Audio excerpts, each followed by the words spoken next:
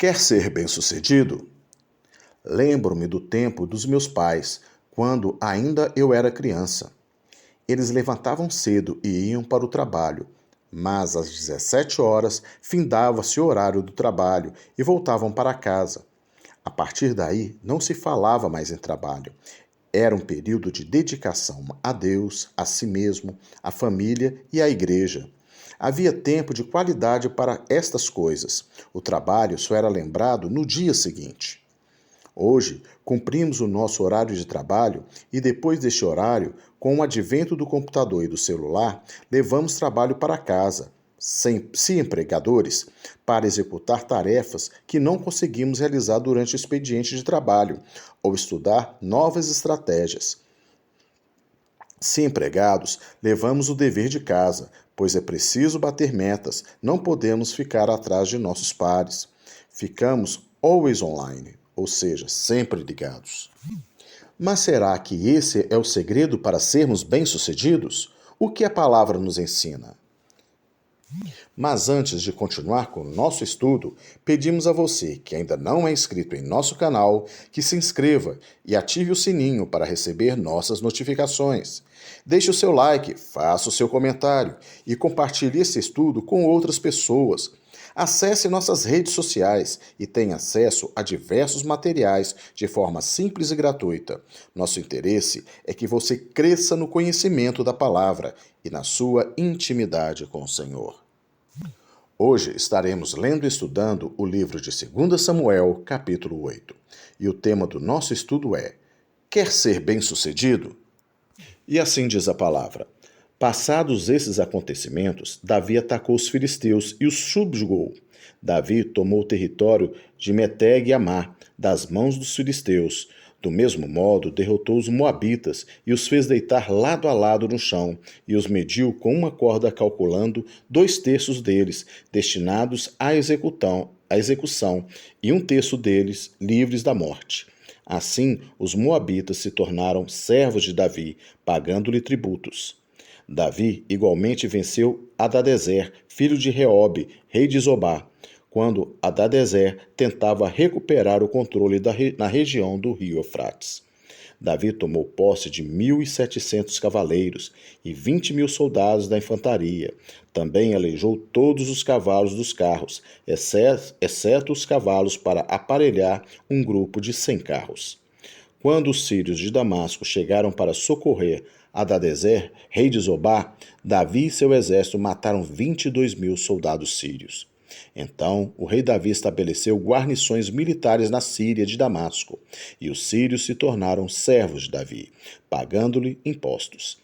O Senhor lhe dava a vitória por onde quer que passava.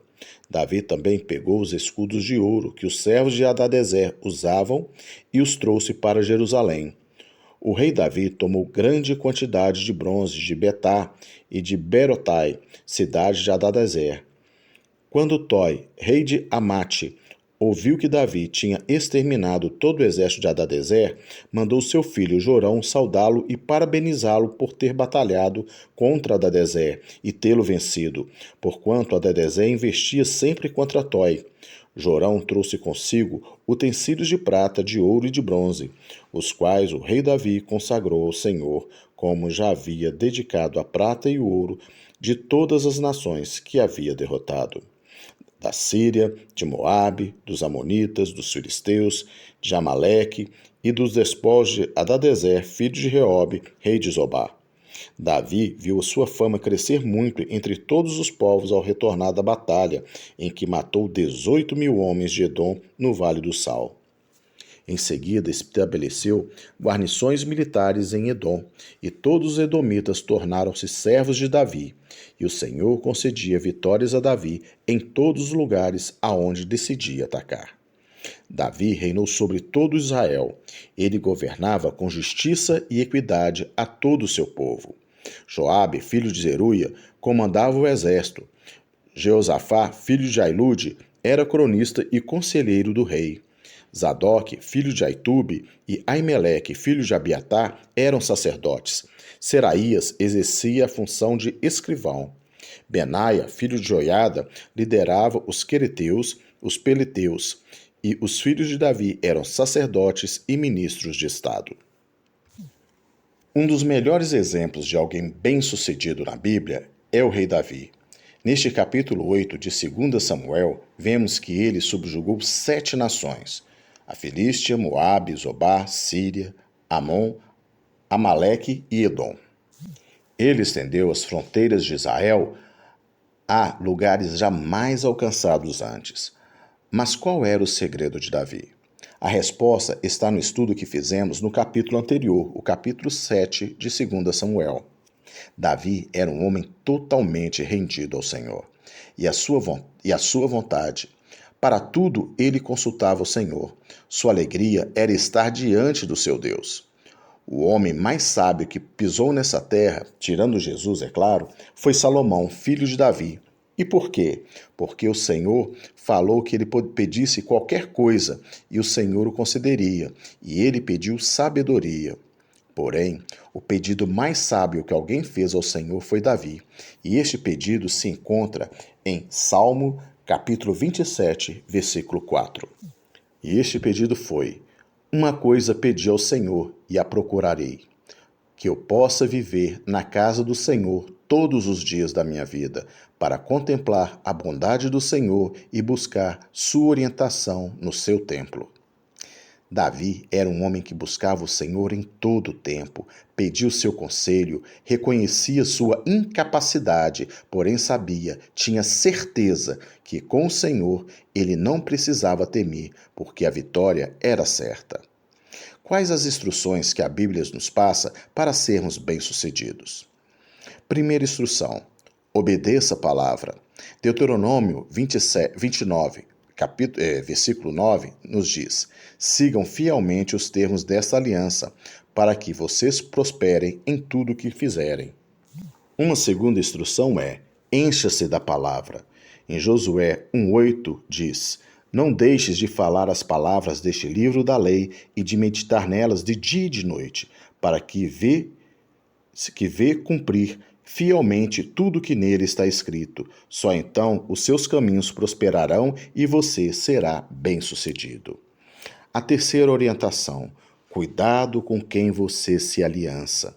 Salmos 1, dos versículos de 1 a 3, nos diz: como é feliz aquele que não segue o conselho dos ímpios, não imita a conduta dos pecadores, nem se assenta na roda dos zombadores. Ao contrário, sua satisfação está na lei do Senhor, e nessa lei medita de dia e de noite. É como árvore plantada à beira das águas correntes, dá fruto no seu tempo certo, e suas folhas não murcham. Tudo o que ele faz prosperará. Quarta instrução: confie, deleite-se e entregue-se totalmente ao Senhor. O Salmo 37, de 3 a 5, nos diz: confie no Senhor e faça o bem. Assim você habitará na terra e desfrutará segurança.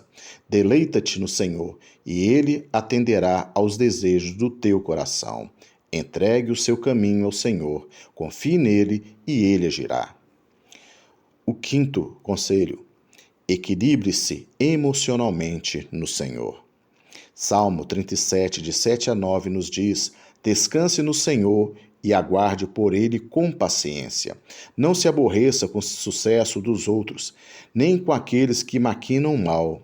Evite a ira e rejeite a fúria.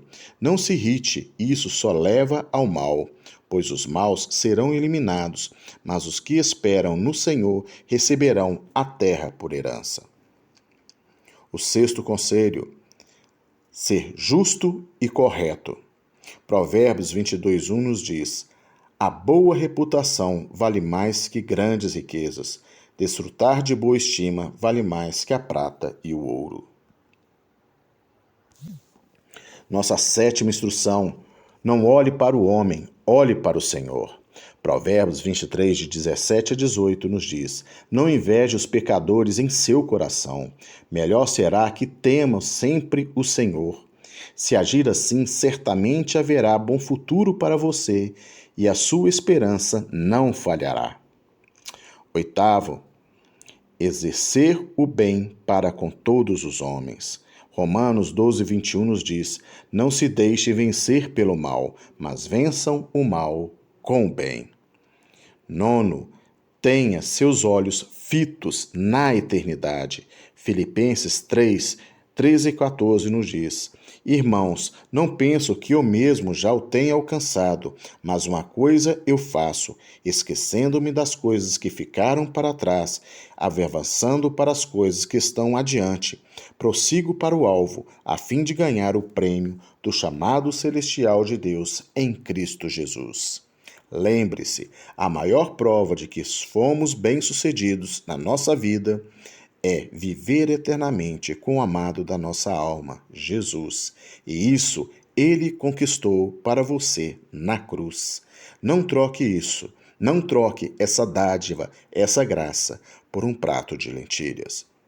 Que Deus te abençoe.